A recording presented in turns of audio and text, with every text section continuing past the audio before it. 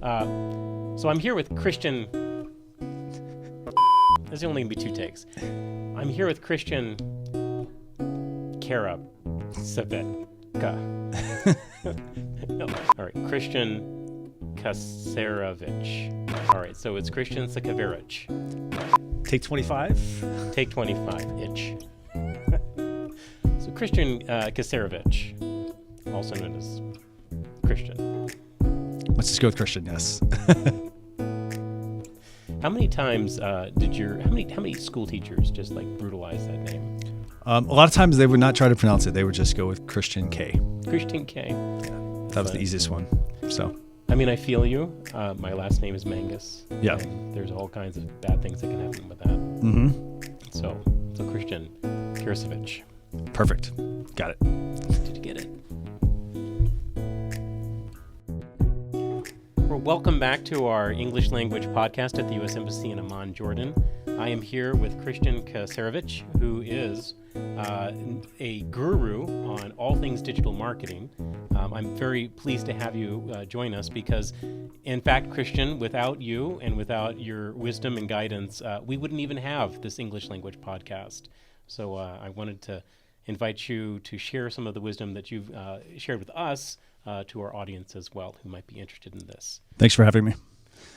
So I guess one of the first questions I think a lot of folks have is, I see things on the YouTube, and I don't know what the difference is between that. What's a podcast? What's a vlog? What are all of these terms, and what do they all have in common? So, I mean, a vlog is essentially a video interview. You're potentially on camera, speaking to camera, which essentially is to your audience. A podcast is essentially, it's the audio version of a vlog.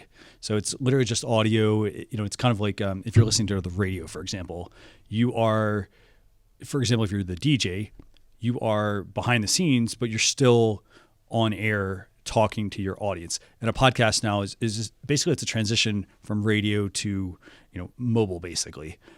Now, the other benefit, though, to a podcast, by the way, is that it's storytelling. It doesn't matter if it's a podcast or a vlog or a recorded video that you're doing and uploading to YouTube.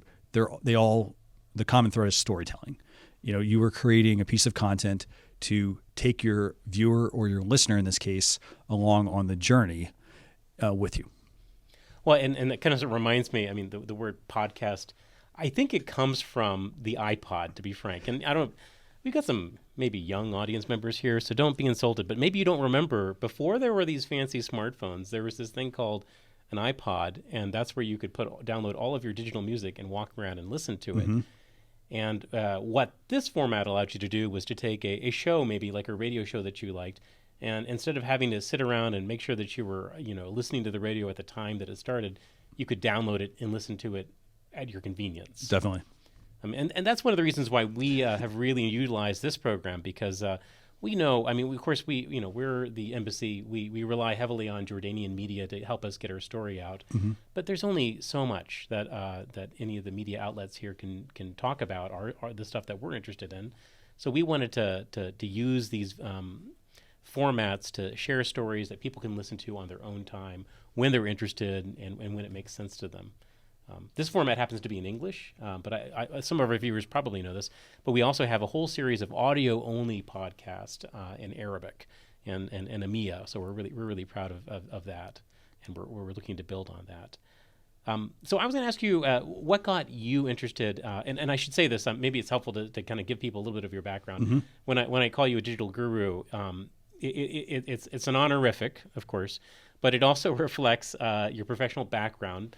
You are the president of a digital marketing agency called Social Chefs.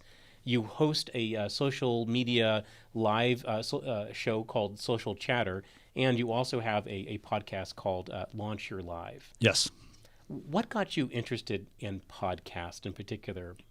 So, the key thing with all of these different mediums is they allow you to reach your audience.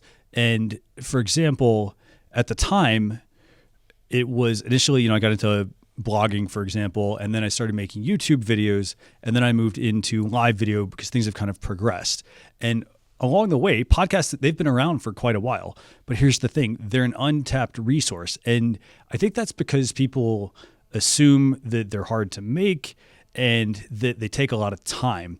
And they actually don't. They're a fantastic way to reach your audience because, like all of these different mediums, you write one piece of content, you then should break it down for all the respective channels. So, for example, I might write an article to reach people on, say, Google search. I might make a video because people go to YouTube or in some cases Google just to find, help on a particular topic. And then the podcast allows me to reach people as well that, for example, maybe they don't have good streaming quality or, maybe a blog is not their thing. They're not interested in reading. That's where having the audio version, the podcast, is extremely helpful. Now, these have been around, like I said, for quite a while. And they're an untapped resource because a lot of people are actually not using them. They're not creating them. And so what a lot of people are doing is, they might just record a video and that's all they're doing. So with a podcast, though, it allows me to reach people that maybe they're riding in an Uber or a Careem, they're taking a taxi, maybe they're out walking or doing some exercise, so it allows me to share a story with them and allow them to also come along for the ride. So I got started with it because I saw that there was a lot of potential. There's a lot of untapped potential because, while people have listened to podcasts, not a lot of people create them. And I think that's because they think it's this really complicated process when it really isn't. Well, we should probably talk about how easy or what the challenges are of making a podcast in a bit. But, I kind of share that sense with you that my interest in podcasts came because I started noting that a lot of media organizations were starting podcasts, and it was material that you couldn't just tell the story in one news article. Mm-hmm. You needed to kind of have repeat, returning back to the story again and again. And it turns out some of these podcasts have become really famous. Everybody knows Serial, and some of these others. But I've also found that there's a lot of educational institutions that are realizing the power of podcast, especially now in a time of COVID. Mm-hmm. Where you can basically take a series of either lectures or interviews or videos on a topic and group them together, and as long as they sort of like flow into a good narrative and a good story, people will come back again and again. So when I do my exercise, I'm listening to a lot of educational stuff because it's kind of the easiest way for me to digest that. Definitely, and I will say this: I mean, when I go out, for example, for a walk, I like to load up a podcast. Part of the reason is because I want to make sure that I'm, aware of my surroundings. So I'm not going to sit there and watch my phone and watch a video. Mm-hmm. So, why not consume a podcast? Because the other thing about a podcast is, as you mentioned, it's an educational opportunity. So you have a way, if you're, for example, working with a school, someone can learn a particular topic. But if someone's telling a story, for example, or an anecdote or whatnot, like you can learn about that as you're out, for example, exercising and doing your walk and whatnot. You don't have to worry about, what else around you necessarily. You can consume the content. And, and again, I mean, the key thing though is it's storytelling. It's, bringing people, like getting people to take an interest in what it is you have to say. And, then hopefully getting them to subscribe to your podcast, getting them to share it with their friends, their family, and so forth. Well, let's talk a little bit about first steps. I mean, so far we've been talking about podcasts from universities or, big newspapers, but the vast majority of podcasts, whether they're successful or not, are just by normal people. Mm-hmm. And, it looks like we've got a pretty sophisticated studio here, but really the basics for a podcast are what? What do you need? Well, you basically can start with just your smartphone. So if you have a smartphone, most of them have a voice recording app. And all you need to do is plug a pair of headphones in with a microphone. And the reason I say use a pair of headphones with a microphone is because if you don't, it's going to pick up all of the noise around you. So that way you have the microphone right next to your mouth. You're able to hear what you're saying and speak into the microphone. That can record the file directly to your device. And then all you need to do is use a podcast hosting service where you basically take your file you've recorded, you upload it to their service, and then what they do is they have connections to Apple Podcast, Google Play, and so on, and they check if there's a new file on your end, you put it in their service, and then they push it out to all those services for you. So they actually do all the heavy lifting for you. All you have to do is record the podcast and upload it to the service. And then once it's out on those platforms, you're able to tap into the marketing power of Apple or Google, to have them help you with the promotion of the podcast. For example, if it's on English language, you're able to reach people who are searching for English language, and then there are other facets, obviously, to that podcast that will get people to learn more about it and to want to tune in. So, for example, like my dad, my dad's an, ex-military pilot, so I know him when he's interested in a podcast. This is for you, Dad. He'll look up like military history. He wants to learn about some war somewhere. And so he might go into Google and say podcast military history. Or if he's a little more sophisticated and he's feeling it, he might go to a large host of them like Google Play or iTunes. But there's a whole industry out there that's designed to help people who produce podcasts on military history find my dad because he wants to listen to them. Yeah. So, and this isn't a particularly expensive endeavor. No. How much is like a decent microphone if you wanted to get beyond the one that comes with your smartphone? So if you go beyond the one that's with your smartphone, it might cost 10 JD, upwards of 50, maybe 100 JD. That's if you get a very good quality microphone. And what that's going to do is it's going to help enhance your voice. It's not going to like give you sound effects and things like that, but it's going to enhance it, making it sound more warm and more rich. And you should notice a difference. Like if you just record into your phone, for example, without a microphone, you'll hear a tap on the table, you'll hear an air conditioning, a fan, even if it's a car running outside, like you'll hear all of that noise. And so by adding that microphone, it will help filter out a lot of that as well. So that's a good start for a podcast, and once you have, and again, like it's, I want to say like you graduate. So getting started, like that's the hardest part about all of this. So you don't need a lot to get started, just your smartphone, and then the microphone that comes with your device. Upgrade to a more expensive microphone, as things move along, for example, and you start to gain viewers. You don't need to go out. What a lot of people do, by the way, they make the mistake of buying the most expensive equipment and then never really getting started with the podcast. And now you've invested, 100 JD in a microphone that's just sitting there collecting dust. Right. And I mean, one thing that we've talked about, well before the show is that the thing that people really care about is they don't mind occasionally like the taps on the table or, maybe you stumbled a little bit and you had to restart your sentence, whatever. What they really want to hear is an authentic voice talking about things that interest them.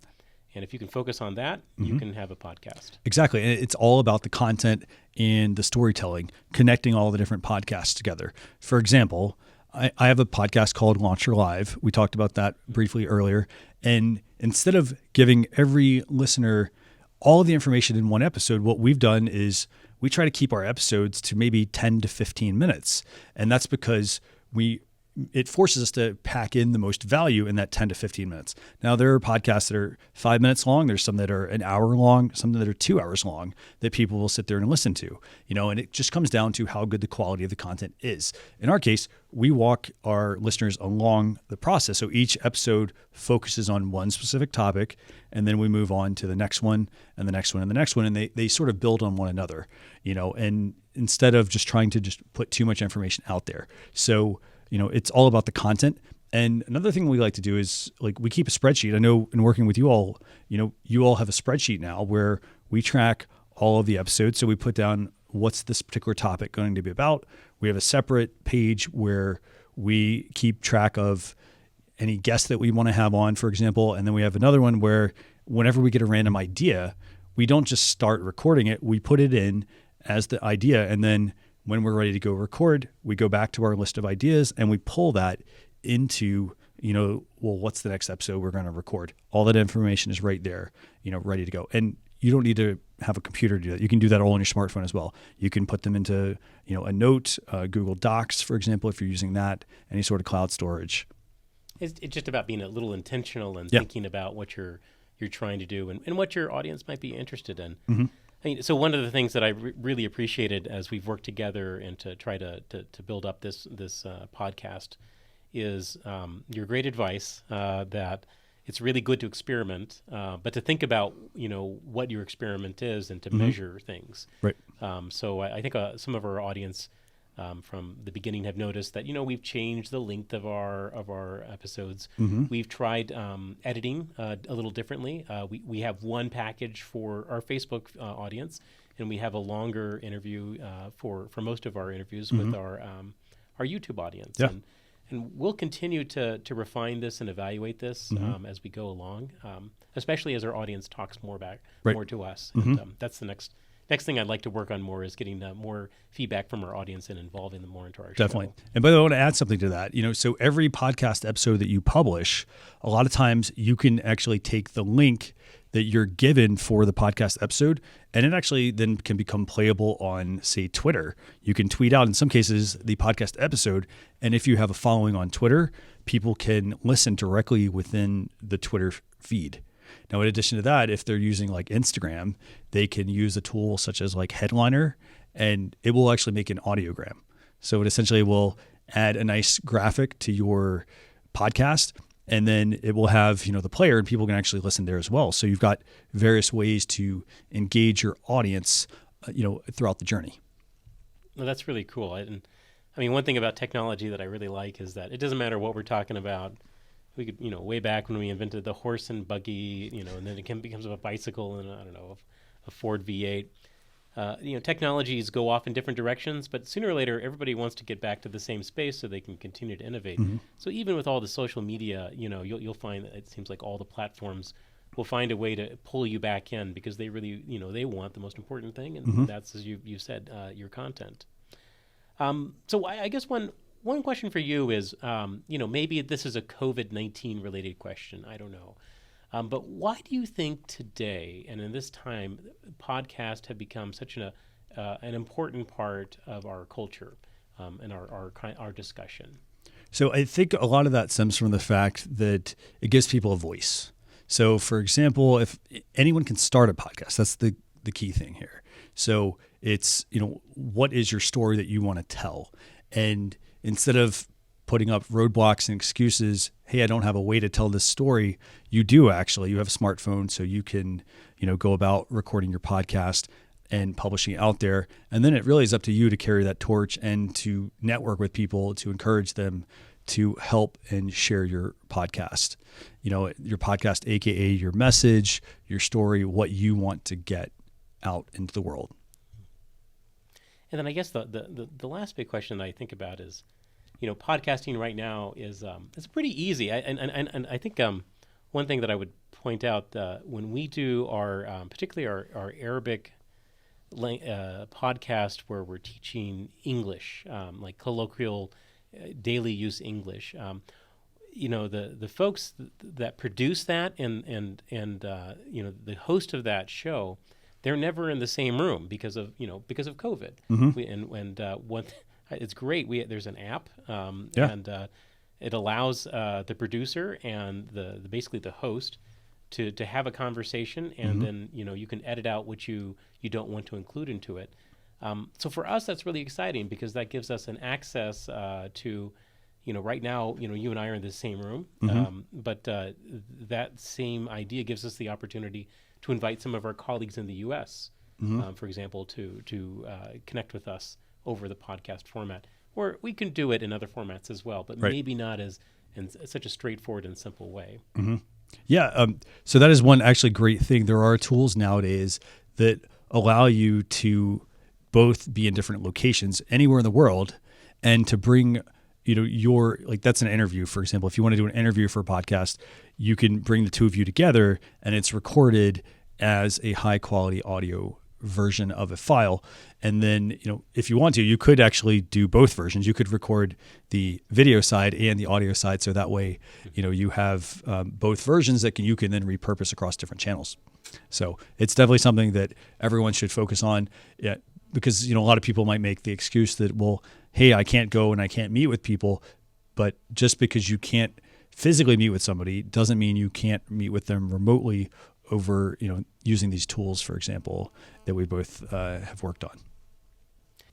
Should people be afraid of this podcast stuff? Like, should they be afraid to try making a podcast? So I don't think there really should be. And that's actually a really interesting thing. So when we first started this venture, we first started looking at podcasting. A lot of people look at it as, well, it's extra work that I have to do, that I have to fit throughout my day. But then what is probably the most fascinating and amazing part to me is that once people created an episode, they actually started to see that it's actually a lot of fun, and that it didn't take 2 hours to record. It took, if they prepared 15 to 20 minutes, but the fact is that everybody then started to see there's a lot of value in this. I can get my message out there. I can communicate with people in a much more efficient manner. I mean, for me, one of the things I really like about this experience is that, it's just rare that you have the time and the space to hear people's stories and to really think about them. And I think there's something about podcasting that, I don't know, maybe it's the microphone, maybe it's the whole thing, but people just want to tell you stuff, and their guard comes down, and you feel like you're getting a more authentic look at the way people are thinking about things. And I really appreciate that.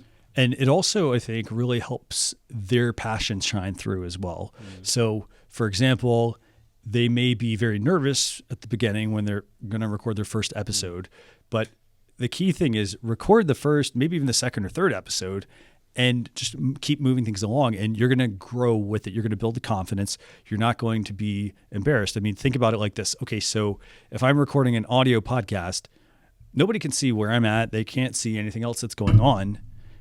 What they see, like, they hear it in my voice. My voice is what matters. They hear the passion, the energy that I really care about that particular topic.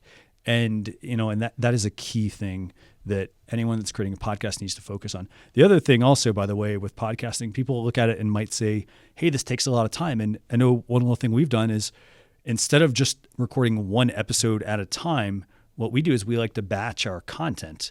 And what that means for listeners is that we come up with a list of maybe 3 to 5 podcast episodes that we want to record, and we record the first one. Dan goes and changes his shirt, or he changes his jacket, and then we record the second one, and then we move things along to the third, the fourth, and the fifth.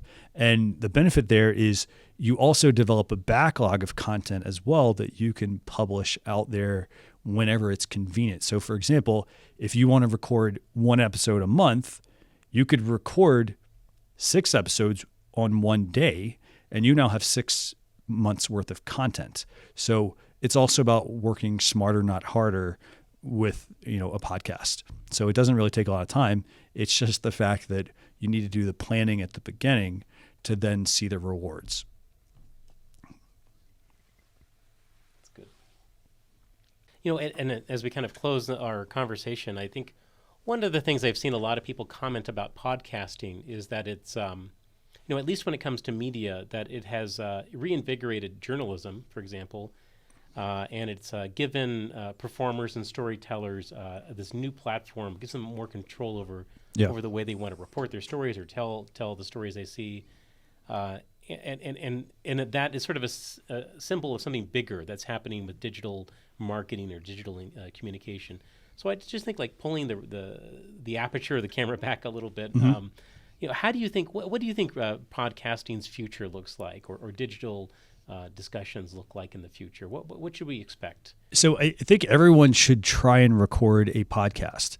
They should first focus on finding a topic that interests them, that they can talk about ad nauseum. So, for example, if you're interested in cooking, or you're interested in soccer, or I don't know, do you have any other examples you want to share? You know what I really love? I love hearing stories from like my grandparents' generation. Okay. Mm-hmm. And if I think about when I get to hear them, and I never have I never focused myself to get them recorded. I would love to just have a podcast where people from the Great Depression era could tell stories about what it was like during their childhood. So there's basically find something that interests you, and just start creating content around it. And just remember, here's the thing. The key things are, it's all about the content. So it's what your message is, but also how you're telling it. At the same time, you have to remember, It's about your audience. So you're sharing your knowledge, your information with your audience, and you want to make sure that anything you publish online is, it's put out there for your audience in various mediums. So whether it is a vlog, whether it's a live video, whether it's, a photograph, a written blog post, or in this case, a podcast, you want to make sure that your content is, for the most part, available in all these different formats. Now, you don't have to use all of them. You want to find the one that fits the best. For example, if somebody is really busy with, let's say they're constantly traveling around and they don't have time to sit down and write, and they don't have time to sit down and get in front of a camera, they can sit there and record a podcast. It doesn't matter where you're at. You could be at your house. You could be, for example, let's say you have 15 minutes and you're sitting there waiting to pick somebody up. You can sit there and record a podcast, and you don't have to worry about, the location that you're in. So make sure that you're creating content that will, that fits your audience.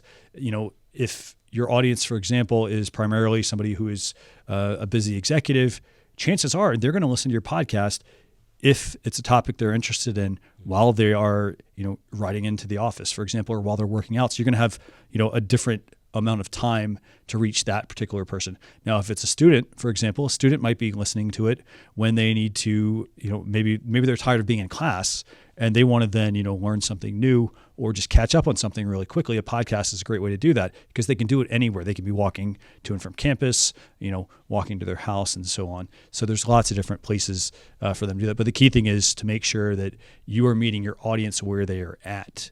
Now, obviously that could be on Apple Podcasts. It could be on Google Play.